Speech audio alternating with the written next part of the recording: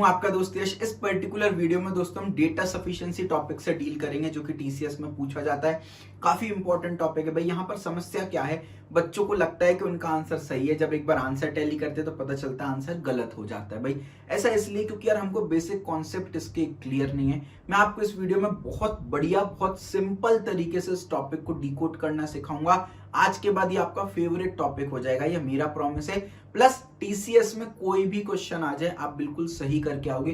Total हम 4 question discuss करेंगे। Question की हेल्प से हम कॉन्सेप्ट सीखेंगे, ट्रिक सीखेंगे भाई। और जो लास्ट क्वेश्चन है, क्वेश्चन नंबर 4 भाई, वो आपकी दुनिया हिला देने वाला है। तो वीडियो थोड़ी सी लंबी हो सकती है, लेकिन मेक श्योर इस वीडियो को लास्ट तक देखे भाई। मेरा प्रॉमिस है डेटा सफिशिएंसी एकदम आपको क्लियर हो जाएगा। चलिए स्टार्ट करते हैं। स्टार्ट करने से पहले आपको एक फनी वीडियो दिखाता हूं भाई। वीडियो को देखिएगा, एंजॉय करिएगा। अच्छा, एक गिलास पानी लाना। अच्छा, मैं क्या सोच रही थी, आज शाही पनीर बना दूं? बना लो। तो फिर आप जाके पनीर ले आओ हाँ हाँ, अभी ले आता हूँ। और साथ में छोले भी बना लूं। बना लो बना लो। और मीठे में खीर और गाजर का हलवा। बना लो बना लो बना लो। मुंह में पानी आया, पी लो। नजरा तो ठकदी है, सोनी बड़ी लगदी तेजस्वी लोग हैं हमारे पास, कितने शानदार विचार रखते हैं। किन्नी हसीन टाइटो दी जीन, नजरा तो ठकदी है, सोनी बड़ी लगदी बरान कुड़ी। चलिए मैं उम्मीद करता हूं भाई आगे आप कभी अपनी गर्लफ्रेंड या वाइफ से पानी मांगोगे तो पानी मांगने से पहले देख लोगे क्या हर्ष होता है। तो कृपया करके अपना पानी खुद जो है उठा करके पी ले भाई। पहला सवाल आपकी स्क्रीन पर है, टीसीएस में 2021 में पूछा गया था भाई। निब्बा एंड निब्बी सैलरीज आर इन प्रोपोर्शन 4:3 भाई। निब्बा निब्बी नहीं दिया था, विनोद एंड करण करके 2 पर्सन का नाम दे रखा था, तो मैंने थोड़ा सा फनी बना दिया। निब्बा और निब्बी की सैलरी 4:3 के प्रोपोर्शन में दे रखी है। आपको निब्बा की सैलरी निकालनी है भाई। तो ठीक है, तो आपका टारगेट क्या है? आपका टारगेट है कि आपको निब्बा की सैलरी निकालनी है। अब निब्बा की सैलरी के करस्पॉन्डिंग आपको 2 स्टेटमेंट गिवन होंगे। अब आपको एक चीज ये देखना है भाई कि देखो यहाँ पर ऑप्शन कैसे होते हैं, एक बार पढ़ो। 1 alone is sufficient while 2 alone is not sufficient. 2 alone is sufficient while 1 alone is not sufficient. Either 1 or 2 is sufficient. Both 1 and 2 put together are sufficient. Neither 1 or 2 is sufficient. अब इन options को बहुत अच्छे से समझो भाई। आपका purpose क्या है? आपको निब्बा की सैलरी निकालनी। निब्बा की सैलरी के लिए कुछ यहाँ पर क्लूज और हिंट दे रखे होंगे। सबसे पहले हम स्टेटमेंट 1 को पढ़ेंगे। जब हम 1 को पढ़ते हैं 2 की तरफ ध्यान भी नहीं देंगे, जब हम 2 को पढ़ते हैं 1 की तरफ ध्यान भी नहीं देंगे। भाई ये कांग्रेस को सपोर्ट कर रहे हो आप, ये बीजेपी को। तो जब कांग्रेस को सपोर्ट कर रहे हो बीजेपी से दूर रहना, बीजेपी को सपोर्ट कर रहे हो कांग्रेस से दूर रहना, दोनों को एक साथ सपोर्ट करोगे डंडे पड़ेंगे। यानी स्टेटमेंट 1 को देख रहे हैं तो 2 को भूल जाओ, 2 को देख रहे हो तो 1 को भूल जाओ, मिक्स नहीं करना। अब 1 स्टेटमेंट को देखा और मैं निब्बा की सैलरी निकाल पाया, यानी 1 अकेला सफिशिएंट है। मैंने 2 अकेले को देखा और मैं निब्बा की सैलरी निकाल पाया, यानी 2 अकेला सफिशिएंट है। अब मैं 1 अकेले से भी निकाल पा रहा हूं, 2 अकेले से भी निकाल पा रहा हूं, तो यानी आइदर 1 और 2 सफिशिएंट है। तो 1 अकेले से निकाल पाता लेकिन 2 से नहीं निकाल पाता तो ऑप्शन ए मार्क करता। अगर मैं केवल 2 से निकाल पाता, 1 से नहीं निकाल पाता, ऑप्शन बी मार्क करता। 1 और 2 दोनों से इंडिविजुअली निकाल पाता, ऑप्शन सी मार्क करता। अब ऐसी भी सिचुएशन बनेगी कि 1 अकेले से भी नहीं निकाल पा रहा, 2 अकेले से भी नहीं निकाल पा रहा भाई, फिर मेरे को दोनों को मर्ज करना पड़ेगा। कांग्रेस अकेले नहीं जीत पा रही, बीजेपी अकेले नहीं जीत पा रही, गठबंधन बनाएंगी भाई। फिर मैं दोनों स्टेटमेंट को साथ मिला करके साथ देखूंगा भाई। फिर उसके बाद देखूंगा क्या दोनों स्टेटमेंट को मिला करके सफिशिएंट हो रहा है। अगर होगा तो ऑप्शन डी मार्क कर दूंगा। अगर दोनों स्टेटमेंट को मिलाकर भी सफिशिएंट नहीं हो रहा तो ऑप्शन ई मार्क कर दूंगा कि भैया 1 और 2 को मिला लिया उसके बाद भी सफिशिएंट नहीं। पर देखते हैं भाई, निब्बा और निब्बी की सैलरी 4:3 के प्रोपोर्शन में दे रखी है भाई। तो अपन एक काम करते हैं, यहाँ पर आपको दे रखी है निब्बा इस्टू निब्बी, क्या दे रखी है इनकी सैलरी? 4:3 के प्रोपोर्शन में दे रखी है। तो अपन निब्बा की सैलरी 4x मान लेते हैं, निब्बी की सैलरी 3x मान लेते हैं, बिल्कुल चलेगा भाई। अब केवल पहले स्टेटमेंट को देखेंगे भाई। निब्बी सैलरी इज 75% दैट ऑफ निब्बा सैलरी। आपको कुल मिला के निब्बा की सैलरी निकालना है, यानी 4x की वैल्यू निकालनी। तो अगर मैं x की वैल्यू निकाल लूंगा तो 4x भी निकाल लूंगा। तो पर्पस क्या है? x की वैल्यू। तो क्या स्टेटमेंट 1 से मेरे को x की वैल्यू पता चलेगी? एक बार देख लेते हैं। निब्बी की जो सैलरी है वो 75% है निब्बा की सैलरी से। तो भैया जो निब्बा की जो सैलरी है ना, आपको बोला निब्बी की सैलरी जो है वो 75% है ना। तो निब्बी की सैलरी की बात करें, निब्बी की सैलरी जो है वो 75% है किसकी? निब्बा की सैलरी की, है ना, ये दे रखा है। तो निब्बी की सैलरी कितनी है, 3x है ना। 75% को मैं लिख सकता हूँ 75/100, ठीक है, इनटू ऑफ को मल्टीप्लाई कर सकता हूँ, निब्बा की सैलरी 4x है। आप यहाँ से देखो भाई, ये आ गया 3/4 मल्टीप्लाइड बाय 4x, 4 से 4 कट गया, यानी अल्टीमेटली 3x बचा भाई। ये तो LHS RHS इक्वल हो गए भाई, यहाँ से x की वैल्यू नहीं निकल पा रही, यानी वन स्टेटमेंट अपने आप में सफिशिएंट नहीं होगा, यानी ऑप्शन ए तो आंसर नहीं हो सकता भाई, और साथ ही साथ ऑप्शन सी भी नहीं हो सकता, क्योंकि ऑप्शन ए क्या बोल रहा है, 1 अकेला सफिशिएंट है, ऑप्शन सी क्या बोल रहा है, 1 या 2 दोनों अकेले अकेले लोग अकेले अकेले सफिशिएंट है, तो ये भी नहीं हो सकता भाई। अब ऑप्शन बी देखते हैं भाई, ऑप्शन बी क्या बोल रहा है, स्टेटमेंट 2 क्या बोल रहा है कि निब्बी की सैलरी 4x है, सॉरी 4500 है, और यहाँ पर हमने 3x मान रखी थी, यानी कि सेकंड स्टेटमेंट से हम एक चीज लिख सकते हैं, 3x की वैल्यू 4500 है, यानी x की वैल्यू 1500 आ गई। अब आपको क्या निकालना है, निब्बा की सैलरी कितनी है, 4x है, तो 4 × 1500 यानी कि 6000 जो है वो आपकी निब्बा की सैलरी है, यानी 2 अकेले ने काम कर दिया भाई, तो करेक्ट आंसर हो गया option B, 2 alone is sufficient. Sir इन दोनों को मिलाया क्यों नहीं भाई, जब तक जरूरत ना पड़े भाई, 1 भी सफिशिएंट नहीं 2 भी सफिशिएंट नहीं, तब मिलाएंगे, तो पहले से कभी नहीं मिलाते, तो करेक्ट आंसर आपका ऑप्शन बी आ गया यहाँ पर, ठीक है भाई। और क्वेश्चंस करेंगे और क्लैरिटी मिलेगी। देखिए भाई, प्रीवियस ईयर क्वेश्चन पर क्यों फोकस कर रहा हूँ, रिपीट होते हैं, 2020, 2021, 2022 3 साल बैक टू बैक ये क्वेश्चन रिपीट हुआ है भाई। क्या बोला है, what is the code for sky in the code language, आपको एक कोड लैंग्वेज दे रखी है भाई, उसमें आपको स्काई वर्ड का कोड निकालना है। अब ये 2 स्टेटमेंट दे रखे हैं, ये पहला स्टेटमेंट है, ये दूसरा स्टेटमेंट है, अगेन 4 वही ऑप्शन दे रखे हैं, सफिशिएंट कौन सा होगा कौन सा नहीं होगा, आपको तो स्काई का कोड निकालने से मतलब है कुल मिला करके। चलो पहले हम केवल स्टेटमेंट 1 पढ़ेंगे, स्टेटमेंट 2 पे ध्यान भी नहीं देंगे भाई, क्योंकि 1 पढ़ेंगे तो 2 पे ध्यान नहीं देंगे। अब बोला स्काई इज क्लियर, ये कोडिंग डिकोडिंग का बेसिकली क्वेश्चन है, तो कभी भी आप ये गलती मत कर देना, सर स्काई को मैं मान लेता हूँ DE 1 to 1 मैप कर दिया, स्काई को DE मान लिया, इसको मैंने RA मान लिया, राइट, और क्लियर को मैंने FA मान लिया भाई, ये तो घोर पाप हो जाएगा, फिर तो क्वेश्चन ही कुछ नहीं बचेगा, तो कभी भी ऐसी 1-on-1 मैपिंग नहीं होती। हाँ ये बात तय है, स्काई इन तीनों में से कोई एक होगा, इस भी इन तीनों में से कोई एक होगा, क्लियर भी इन तीनों में से कोई एक होगा भाई, है ना। अब यहाँ पर आप एक चीज देखो भाई, यहाँ पर आप एक चीज देखो, देखो अगर आप दोनों स्टेटमेंट को थोड़ी देर के लिए मिलाओ भी, तो क्लियर का मतलब यहाँ पर FA हो रहा है, अगर 1 to 1 मैपिंग भी मानो, और यहाँ पर क्लियर का मतलब JO हो रहा है भाई, तो भाई फिर तो FA और JO 2 मतलब कैसे हो सकते हैं, यानी 1 to 1 मैपिंग कभी नहीं करते भाई, है ना। किस्मत से अगर निकल जाए तो वो अलग बात है, लेकिन बाय डिफॉल्ट हम 1 to 1 मैपिंग एज्यूम नहीं करेंगे भाई, है ना। अब स्टेटमेंट 1 में बोला स्काई इज क्लियर को डी रा फा लिखा है, तो अब स्काई को डी भी लिख सकते हैं, रा भी लिख सकते हैं, फा भी लिख सकते हैं, क्लियर नहीं हो रहा भाई, 1 से तो काम नहीं चल रहा।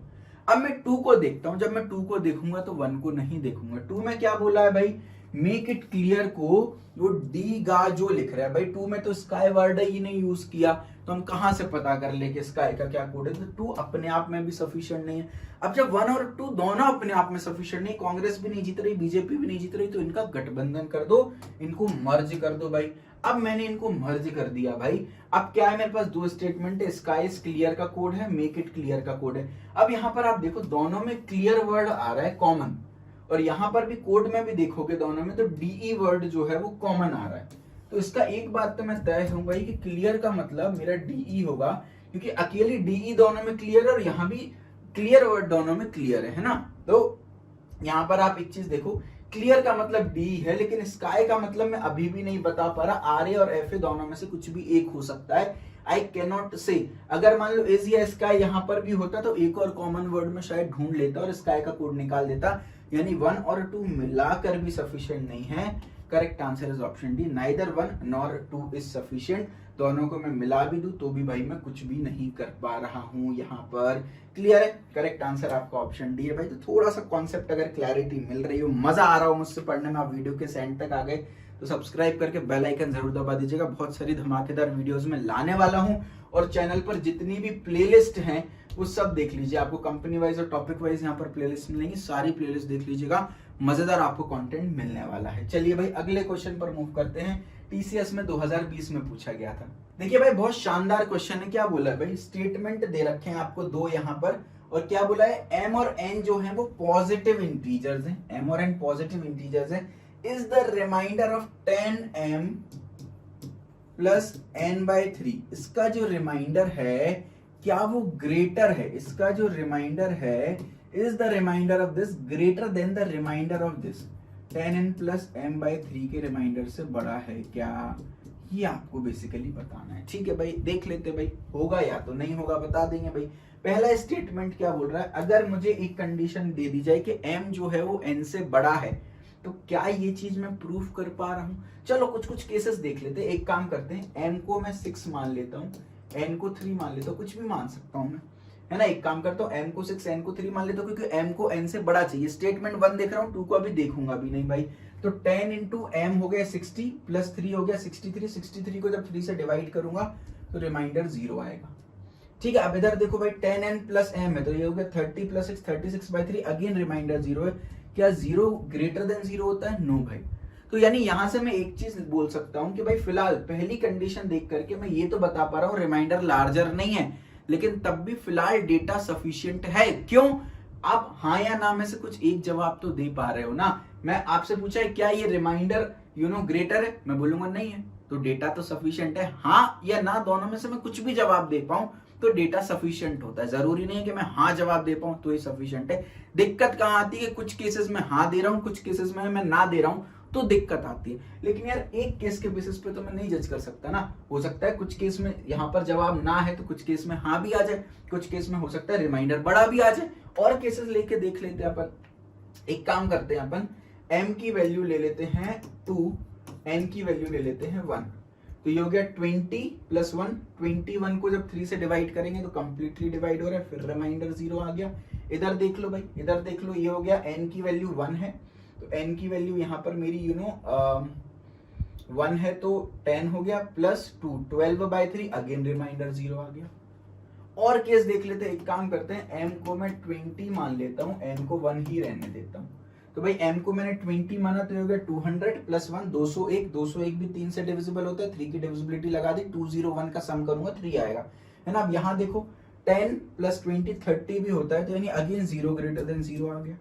सर 3 कंडीशंस मैंने चेक कर ली और मैं हमेशा यही सिचुएशन बन रही है, यानी कि भाई ये ग्रेटर देन का आंसर नो होना चाहिए और मैं यस और नो में कोई भी एक आंसर निकाल पा रहा हूं, तो डेटा सफिशिएंट होता है। इनसफिशिएंट कब होता है? जब कुछ सिचुएशन में यस आ रहा हो, कुछ में नो आ रहा है, कुछ में ग्रेटर आ रहा है, कुछ में लेस आ रहा है, तो दिक्कत है। सब में नॉट ग्रेटर आ रहा है, यानी भाई ये यस होना चाहिए आंसर, मतलब डेटा सफिशिएंट होना चाहिए, बट नहीं भाई।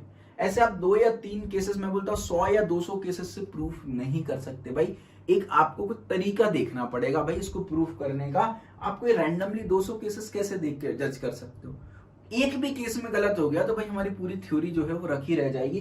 तो हमको फिलहाल कोई मेथड नहीं मिल रहा है इसका कि भाई मैं किसी मेथड से LHS इक्वल टू RHS करके हेंस प्रूफ कर पाऊं। तो यानी 1 तो अपने आप में सफिशिएंट नहीं है बाबा, 1 से मैं कुछ भी नहीं कर पा रहा हूं।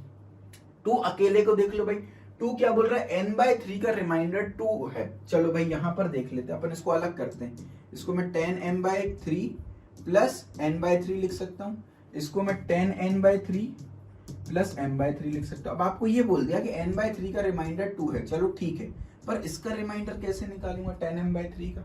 m के डिफरेंट वैल्यूज पे डिफरेंट रिमाइंडर दे देगा भाई, है ना। तो अगेन यहां पर भी आपको कोई कॉन्क्रीट प्रोसेस नहीं मिल रहा। चलो भाई 1 और 2 को मर्ज कर दिया, 1 और 2 को मर्ज किया तो क्या भाई m ग्रेटर देन n आ गया और n/3 का रिमाइंडर 2 आ गया। भाई मर्ज करके भी क्या मिल गया मेरे को, आप बताओ भाई। मर्ज करके भी भाई मैं कोई ऐसा मेथड नहीं ड्राइव कर पा रहा हूं जिससे मैं प्रूफ कर सकूं कि ये remainder greater than this remainder है। यानी दोनों स्टेटमेंट को कंबाइन करने के बाद भी मुझे कुछ भी नहीं मिल रहा है। ऑप्शन डी करेक्ट आंसर हो गया। Statement 1 and 2 together are not sufficient to answer the question. 1 और 2 दोनों को मिला भी दो तो भी मैं आंसर नहीं कर पा रहा हूं। तो यहां से मैंने क्या बात सीखी? यहां से मैंने ये बात सीखी कि कुछ 2 4 5 केसेस देख करके हम जज नहीं करेंगे, हमको एक कॉन्क्रीट मेथड जो है वो चाहिए रहेगा। अगर यस और नो कॉन्फ्लिक्ट जनरेट करना है तो एक भी केस में यस और नो कॉन्फ्लिक्ट आ गया तो हम बोल देंगे भाई सफिशिएंट नहीं, क्योंकि एक दे रहा है कि भाई हाँ ये ग्रेटर है, एक वैल्यू दे रही है कि ग्रेटर नहीं है, तो मैं डेटा सफिशिएंट नहीं बोल सकता। लेकिन अगर मेरे को ये हर सिचुएशन में ये दिख रहा है तो फिर मुझे कॉन्क्रीट मेथड चाहिए। मैं कुछ 200-500 केसेस देख करके जज नहीं कर सकता, राइट। मेरे ख्याल से क्लैरिटी मिलेगी। कोई भी डाउट इन कंफ्यूजन वीडियो को दोबारा रिमाइंड करो, जो मैंने बातें बोली वो दोबारा सुनो। Correct answer is option D. चलिए भाई अगले क्वेश्चन पर मूव करते हैं। ये सबसे इंपॉर्टेंट क्वेश्चन है इस वीडियो का भाई। थोड़ा सा सॉल्यूशन लंबा होगा, थोड़ा सा टाइम ज्यादा लगेगा, लेकिन मैं आपको प्रॉमिस करता हूं भाई पूरा सॉल्यूशन देखोगे ना एकदम दिमाग खुलेगा, बहुत मजा आएगा, बहुत सारे कॉन्सेप्ट आपके क्लियर होंगे भाई।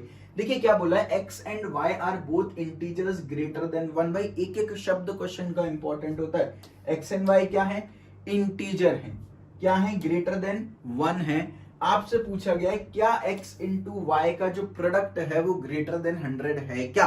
चलो अच्छा भाई क्वेश्चन बाद में सॉल्व करते हैं, पहले आपको एक और कॉन्सेप्ट बताता हूँ, एक और ट्रिक बताता हूँ, जो बच्चे गलती करते हैं वो बताता हूँ। देखिए भाई अगर मान लो मैं स्टेटमेंट 1 को एनालाइज करता और मैं प्रूव कर देता कि हाँ यार x और y जो है वो ग्रेटर देन 100 है, तो आप बोलते कि भाई 1 तो जो है वो सफिशिएंट है, ठीक है। अगर मान लो हम स्टेटमेंट 1 को एनालाइज करते और हम ये प्रूफ कर देते कि सर x एंड y जो है उसका प्रोडक्ट ग्रेटर देन 100 कभी भी नहीं होगा, हमेशा 100 से छोटा ही रहेगा, कभी भी ग्रेटर देन 100 नहीं होगा, तो क्या स्टेटमेंट 1 सफिशिएंट होगा? जी हाँ, तब भी सफिशिएंट होगा, तब भी yes it will be sufficient, है ना। तो सफिशिएंट का मतलब ये नहीं होता कि अगर आपसे कोई यस नो टाइप का क्वेश्चन पूछा है, क्या ये ग्रेटर देन इक्वल टू 100 है, ये पूछा गया है, तो आपको ये बताना है कि हाँ ये बात हमेशा ट्रू होगी या हमेशा फॉल्स होगी।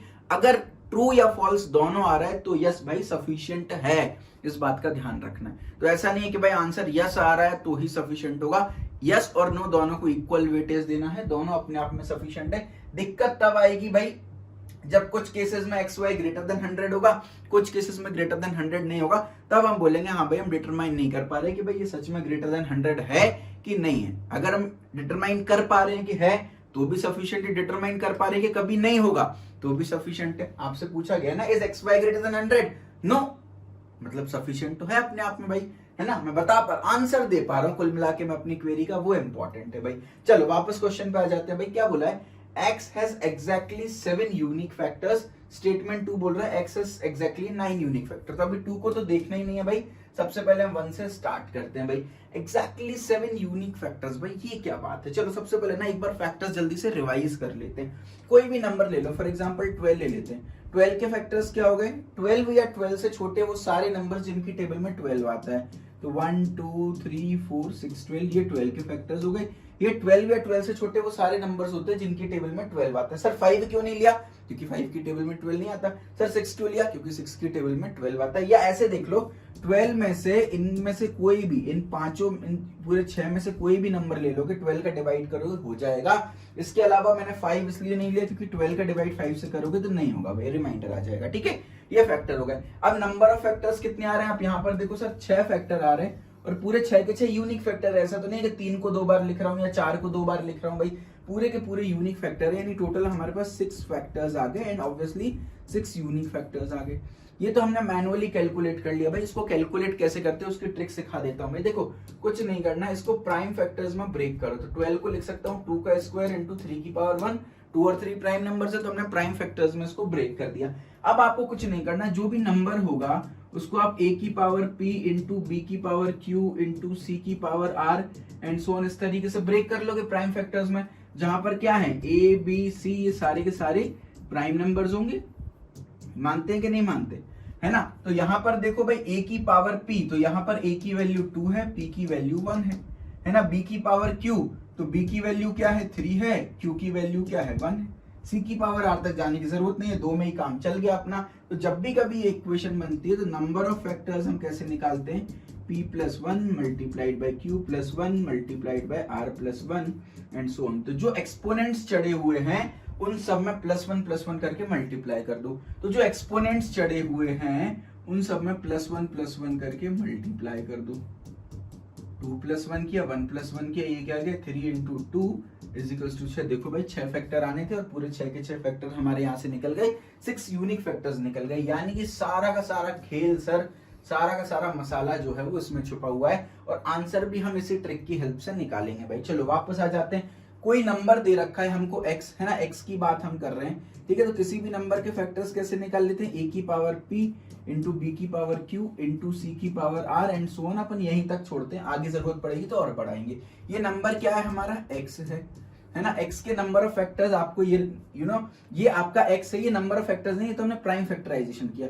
अब x के नंबर ऑफ फैक्टर्स कैसे निकालेंगे, p plus 1 into q plus 1 into r plus one, ये मेरे नंबर ऑफ फैक्टर्स आ गए एक्स के भाई। अब यही सारा खेल है और यूनिक फैक्टर ये आ रहा है, हमने देख लिया था पिछला केस भाई, बोला है 7 यूनिक फैक्टर्स है। तो पहली सिचुएशन में पहले स्टेटमेंट की बात कर रहा हूं भाई, तो यहां पर क्या लिख के आ रहा है भाई, p plus one into q plus one into r plus one, है ना, एंड सो ऑन। इसका जो वैल्यू आ रहा है वो 7 आ रहा है। यार किसी भी नंबर का प्रोडक्ट में 7 कैसे बना सकता हूँ भाई, 7 तो प्राइम फैक्टर है, प्राइम नंबर है, तो 1 इंटू 7 ही बस 7 हो सकता है, और कोई तो चांस नहीं है। इसका मतलब क्या है, सिंपल सी बात है कि sir q plus one r plus one factors की जरूरत ही नहीं पड़ेगी, बस आपको पी की वैल्यू 6 लेनी पड़ेगी और कोई आपके पास रास्ता नहीं है। जैसे हमने पी की वैल्यू 6 ली, पी प्लस वन जो है वो मेरा 7 आ गया। केवल एक ही तरीका है भाई, पी की वैल्यू को 6 रखो, क्यू और आर और आगे वाले टर्म सब उड़ा दो, जरूरत ही नहीं है। पी की वैल्यू जैसे मैंने 6 रख दी भाई, मेरा नंबर ऑफ फैक्टर जो है वो 6 प्लस 1 7 आ गया। अब क्योंकि सर मैंने क्यू और आर को उड़ाया है तो ये वाले टर्म्स को भी उड़ाना पड़ेगा, तो x की वैल्यू जो है वो a की पावर p आ रही है, यानी कि a की पावर p की वैल्यू क्या है, 6 आ रही है ना। अपन एक काम करते हैं, एक्स वाई इंटीजर है, ग्रेटर देन 1 है भाई, 1 से बड़े इंटीजर हैं, सबसे छोटी वैल्यू लेके देख लेते हैं भाई। a की वैल्यू अपन ने थोड़ी देर के लिए 2 रख दी, सबसे छोटी वैल्यू ले रहे हैं भाई, है ना। तो अपन ने x इज इक्वल टू 2 की पावर 6 लेके देख ली भाई, तो ये कितना हो गया, ये हो गया 64, ये आ गई x की value. x into y greater than 100 चाहिए, अब y भी इंटीजर है, ग्रेटर देन 1 है, तो y की जो मिनिमम वैल्यू है वो क्या है, 2 है। y की भी मिनिमम वैल्यू मैंने ले ली, यहाँ पर सबसे छोटी छोटी वैल्यूज में लेकर देख रहा हूं भाई, तो यहाँ पर a की वैल्यू 2 रखी तो x की मिनिमम वैल्यू आ गई, ये x की मिनिमम वैल्यू आ गई पॉसिबल, और y की सबसे छोटी पॉसिबल वैल्यू 2 ही रख सकता हूं। जरा x इंटू वाई करना, ये मैं मिनिमम पॉसिबल नंबर्स ले रहा हूं भाई, आप देखो जरा 64 इंटू 2 यानी कि 128 जो है वो x इंटू वाई की मिनिमम पॉसिबल वैल्यू आ गई है, ये मिनिमम वैल्यू आई 128, यानी अगर सबसे छोटी वैल्यू ही 128 आई प्रोडक्ट, तो 128 से बड़ा ही आंसर आएगा, यानी कि सर x इंटू वाई हमेशा ग्रेटर देन 100 होने वाला है। स्टेटमेंट 1 अकेले से ही हमने बता दिया, तो यानी स्टेटमेंट 1 अलोन तो हमारा सफिशिएंट हो जाएगा, लेकिन यहीं पर हम नहीं रुकेंगे, हो सकता है 2 अकेला भी सफिशिएंट हो रहा हो अपने आप में, तो एक बार ये चेक कर लेते हैं 2 अकेला सफिशिएंट हो रहा है कि नहीं। अगेन प्रोसीजर सेम रिपीट करते हैं, अगेन जो नंबर है x हमारा उसको हम क्या मान लेते हैं भाई, अगेन a की पावर p इंटू बी की पावर q इंटू c की power r and so on, इस तरीके से मान लेते हैं। इसके नंबर ऑफ फैक्टर्स कितने आ जाएंगे, p plus 1 multiplied by q plus 1 multiplied by r plus 1, ये नंबर ऑफ फैक्टर्स हमने निकाल लिए भाई। अब यहाँ एंड सो ऑन, है ना। अब ये नंबर ऑफ फैक्टर्स आपको दे रखे हैं कि 9 फैक्टर्स टोटल यहाँ पर होने वाले। अब यहाँ पर 2 पॉसिबिलिटी में बना सकता हूँ। पहली पॉसिबिलिटी क्या बना सकता हूँ सर, मैं p की वैल्यू को 8 रख सकता हूँ, है ना, क्योंकि 9 को मैं कैसे लिख सकता हूँ भाई, 2 ही तरीके हैं मल्टीप्लाई के फॉर्म में, एक तो 1 इंटू 9 और एक तरीका है 3 इंटू 3। गेटिंग माई पॉइंट, अगर मैं 1 इंटू 9 लिख रहा हूं तो Q और R को साफ करना पड़ेगा, P को 8 लेना पड़ेगा ताकि 8 प्लस 1 9 बन जाए। Getting my point. दूसरा तरीका क्या हो सकता है, हम 3 इंटू 3 बना दे, तो हम P को भी 2 रख दें और Q को भी 2 रख दें। Getting my point. दोनों तरीके अपने आप में वेल एंड गुड है। तो भाई पहले वाले तरीके में मेरे को क्या करना पड़ेगा, P plus 1 Q plus 1 R plus 1 जो है इसको 9 बनाना है, P को 8 रखना पड़ेगा, Q और R को उड़ाना पड़ेगा। दूसरे वाले तरीके में क्या करना पड़ेगा, P plus 1 into q plus 1 into R plus 1 दे रखा है, अगेन इक्वल टू 9 बनाना है, P और Q को 2 रख दो, R को उड़ा दो। तो यहां से क्या नंबर बनेगा भाई, यहां पर हमने P की वैल्यू को 8 रखा है, Q और R को उड़ा दिया, नंबर क्या बनता है फिर A की पावर P बनता है, क्योंकि Q और R को उड़ा दिया, और A की पावर P यानी A की पावर 8 हो गया। Getting my point. इसको यहीं पर छोड़ते हैं। यहां पर देखो भाई P और Q 2 नंबर हैं, तो यहां से क्या नंबर बन गया, A की पावर P इंटू B की पावर Q। क्लियर है। अब यहां पर A की पावर P इंटू B की पावर Q बन गया भाई, यानी A की पावर 2 इंटू B की पावर 2 बन गया। ये मैं x की वैल्यूज निकाल रहा हूं अभी तक भाई, x की बात कर रहा हूं क्योंकि x के ही फैक्टर्स दे रखे, तो ये x की वैल्यू निकल, ये पूरा x लिखा है, तो x की वैल्यू मैं यहां पर निकाल रहा हूं भाई। अब अगेन मैं क्या करता हूं भाई, पहली सिचुएशन को ले लेता हूं भाई, और x की मैं क्या मिनिमम पॉसिबल वैल्यू रखता हूं। x की मिनिमम पॉसिबल वैल्यू के लिए a की मिनिमम पॉसिबल वैल्यू मेरे को यहां पर रखनी पड़ेगी भाई। अब मैं क्या रख सकता हूं भाई, देखो यहां पर पिछले भी केस में a की वैल्यू 1 क्यों नहीं रखी सर, a की वैल्यू 1 रखने पे x की वैल्यू 1 आ जाती, x को ग्रेटर देन 1 रखना है, तो a को भी 1 से बड़ा रखना पड़ता है। यहाँ पर भी अगर मैं a की वैल्यू 1 रख दूं तो x की वैल्यू 1 आ जाएगी। भाई अपन को ग्रेटर देन 1 बनाना है x को, तो a की पावर 8 लिख रहा हूँ। a की वैल्यू 1 नहीं रख सकता, a की मिनिमम वैल्यू 2 रखनी पड़ेगी। तो ये हो गया आपका 2 की पावर 8 कितना होता है भाई, 2 की पावर 8 होता है आपका 256। और y की मिनिमम वैल्यू क्या है, 2 है। तो अगर x और y का प्रोडक्ट मैं मिनिमम यहां से करूं तो 256 इंटू 2 512 आ रहा है, मिनिमम वैल्यू आ रही है 512। यानी पहले वाली सिचुएशन से तो मैं ये बोल सकता हूं कि हाँ सर xy हमेशा ग्रेटर देन 100 है। लेकिन पहली नहीं, सारी सिचुएशन नहीं, दूसरी सिचुएशन से और देख लेता हूं भाई।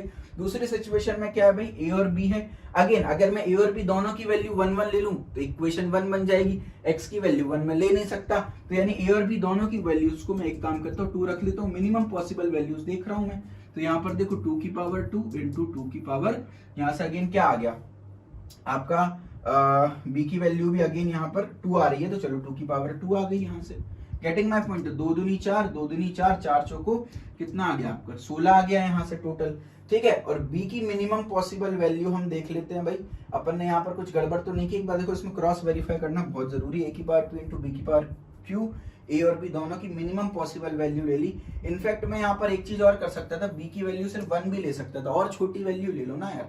b की वैल्यू 1 लेने में कोई हर्ज नहीं है, क्यों सर, क्योंकि आप देखो 2 की पावर 2 4 बन जाएगा, यानी x की वैल्यू कभी भी मेरी यहाँ से 1 तो नहीं बन रही, क्योंकि दोनों को 1 लेने पे दिक्कत है। x की वैल्यू 1 बन सकती है, तो a को 2 b को 1 मान लेता हूँ। तो 2 की पावर 2 इंटू 1 की पावर 2 ले ली, तो ये आ गया आपका 4 टोटल। यानी कि यहाँ से a की जो मिनिमम पॉसिबल वैल्यू निकल करके आई वो मेरी 4 निकल करके आ गई। लेकिन अब यहाँ पर एक दिक्कत और है भाई, आपको क्या बोला है, आपको यूनिक फैक्टर्स निकालने की बात की गई थी भाई यहाँ पर।